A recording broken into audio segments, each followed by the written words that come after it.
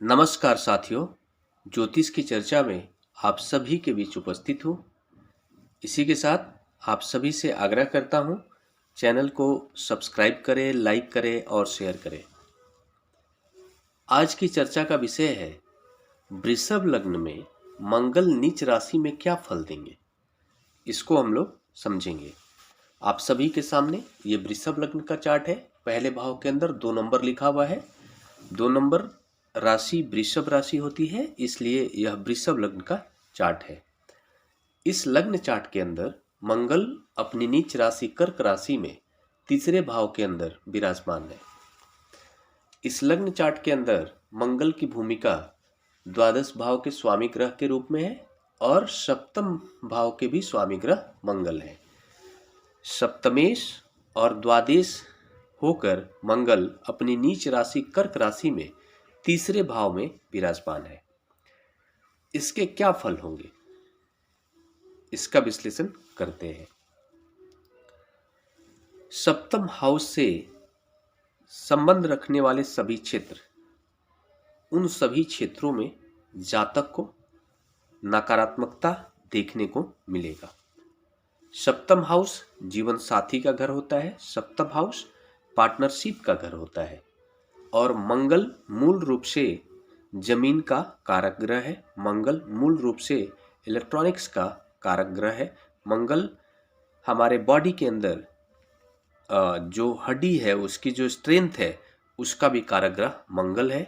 Blood का भी कारक ग्रह मंगल है।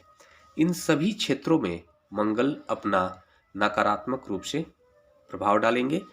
मतलब इन सभी क्षेत्रों में जो जातक को एक सपोर्ट मिलना चाहिए, वो सपोर्ट की स्थिति नहीं बनेगी। कुल मिलाकर जातक को ऐसी स्थिति में पार्टनरशिप में कोई व्यापार नहीं करना चाहिए। अगर वो करता है तो वो उसके लिए नुकसानदेह होगा। इसी के साथ जीवन साथी के साथ भी यह देखा जा सकता है कि सपोर्ट की स्थिति नहीं बन पाएगी। एक जीवन साथी से जो एक सपोर्ट मिलना चाहिए, वो सपोर्ट की स्थिति नहीं बन पाएगी, क्योंकि सप्तमेश यहाँ पर मंगल है। जातक को जमीन जायदाद से संबंधित जुड़ा हुआ अगर कोई कार्य करेगा तो उसमें बहुत सारे नकारात्मकता देखने को मिलेगी। जमीन अगर वो खरीदने की कोशिश करेगा, कहीं अगर वो बुकिंग करता है नई प्रॉपर्टीज में, तो वहाँ पर किसी भी तरह के उलझने खड़ा होने की स्थिति खड़ी हो जाएगी। बहुत मुश्किलों का सामना करना पड़ेगा प्रॉपर्टी को बनाने के लिए। इसके साथ ही कोई भी इलेक्ट्रॉनिक्स से जुड़ा हुआ अगर कोई कार्य करता है तो उसमें जितनी सफलता मिलनी चाहिए उतनी सफलता की स्थिति नहीं बनेगी। और जातक को खासकर ब्लड से संबंधित होने वाले रोग जो भी होते हैं, उनके जो भी कारण हैं, उन सभी कारण को पैदा अपने जीवन में नहीं होने दे, ताकि ब्लड से संबंधित कोई भी रोग जातक के आसपास भी भटके। उनको अपने हेल्थ का विशेष ख्याल रखना चाहिए और उस तरह के रोग जो ब्लड से संबंधित हो, उस तरह के रोगों का बार बार उनको ख्याल रखते हुए time to time routine checkup कराते रहना चाहिए। ऐसी स्थिति में हम ये देख सकते हैं कि द्वादश भी मंगल है। द्वादश जो हाउस होता है, जातक के खर्चे का घर होता है। जातक के अध्यात्म का कितना है उसके जीवन में, उसको देखने के लिए द्वादश के घर को देखना होता है। इसको जेल भाव भी कहते हैं, द्वादश भाव को। और साथ में द्वादश जो भाव होता है, ये साथ में हॉस्पिटल का भी भाव होता है। इन सभी क्षेत्रों में जातक को नकारात्मकता देखने को मिलेगी। मतलब कुल मिलाकर के अनावश्यक खर्चे बढ़ते हुए दिखेंगे जातक को अपने जीवन में। और ऐसी स्थिति बनेगी कि जैसे उनको जातक को अपने लाइफ पार्टनर का भी विशेष ख्याल रखना चाहिए और उनका time to time routine checkup कराते रहना चाहिए। और उनका जो धन होगा जातक का, वो ऐसी स्थिति खड़ी होगी कि वो जो धन होगा वो बहुत सारे खर्च हेल्थ के मामले में होने की स्थिति बनेगी। इसलिए ऐसी स्थिति में जातक को हनुमान जी का पाठ करना चाहिए। और तीसरे घर से संबंधित भी हम ये देख सकते हैं कि मंगल मूल रूप से तीसरे घर का कारक ग्रह होता है। तीसरे घर में मंगल का होना एक मामले में बहुत ही शुभ होता है, ये भी बता दूं आपको। और इसके फलस्वरूप हम ये देख सकते हैं कि जातक के अंदर एक विशेष एनर्जी लेवल आती है, जिससे वो बहुत ज़्यादा पराक्रमी होता है। संघर्ष बहुत करने की क्षमता होगी जातक के अंदर, वो कभी हार मारने वाला नहीं होगा।